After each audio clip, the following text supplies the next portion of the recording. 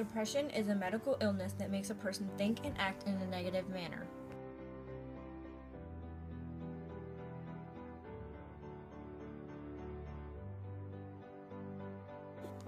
Some symptoms may include sad, depressing moods, trouble sleeping, loss in appetite or energy, feeling worthless or guilty, and thoughts of death or suicide.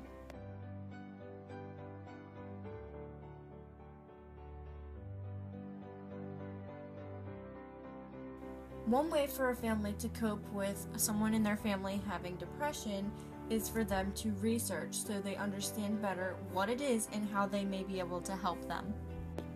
Be there for them by being a good listener and also motivating them to go seek help.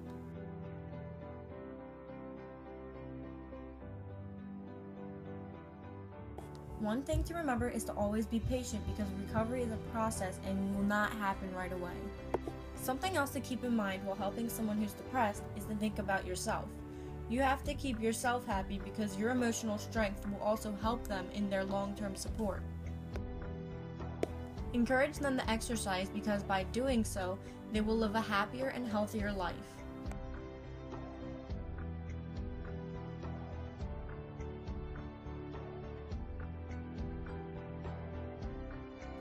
Suggest potential hotlines, therapy, or changes in lifestyle, or even to talk to a doctor about medication for their specific cause.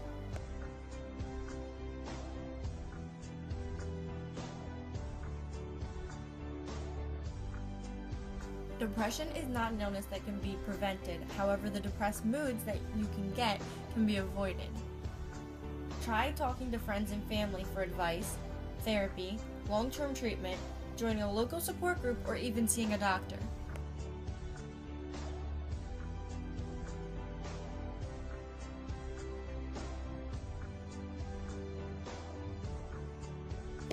People who eat unhealthy food and junk foods are 58% more likely to be clinically depressed because they lack the key nutrition that's needed to allow their body and mind to function properly.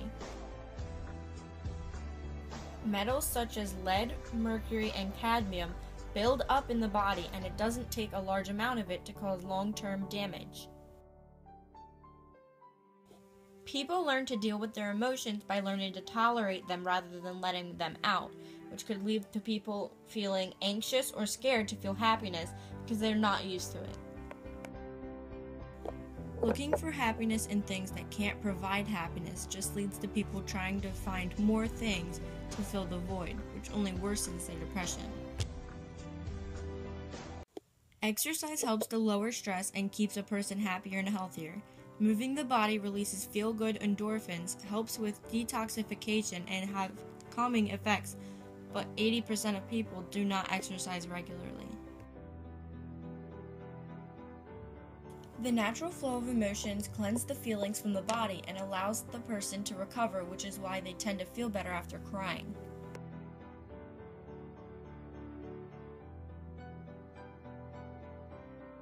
The National Suicide Prevention Lifeline is a non-profit hotline that, when called, a dispatch mobile crisis team is sent to the caller's house, and they offer counseling if it's deemed appropriate. The caller may also be brought back to the agency for future holding and counseling if they find that the caller's safety is in jeopardy. The Trevor Project is another hotline that offers confidential counseling and allows them to share their day and feelings with them. They also offer group crisis intervention, so if a caller wants to talk to someone with the same crisis as them, they have that ability.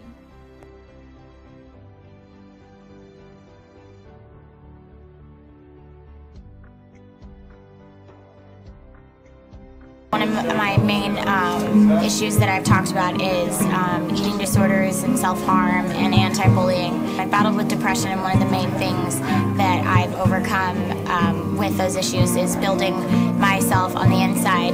Definitely trying to love myself before loving others. When you love yourself, you can take care of yourself, and it's a great lesson that I learned. It's not okay to starve yourself, and it's not okay to self-harm. It's not okay to bully other people. When you're struggling with a problem, sometimes it's hard to realize that you need to get help, but I think that hopefully they can come out and realize that they can get help for their problems and hopefully live a longer and happier life.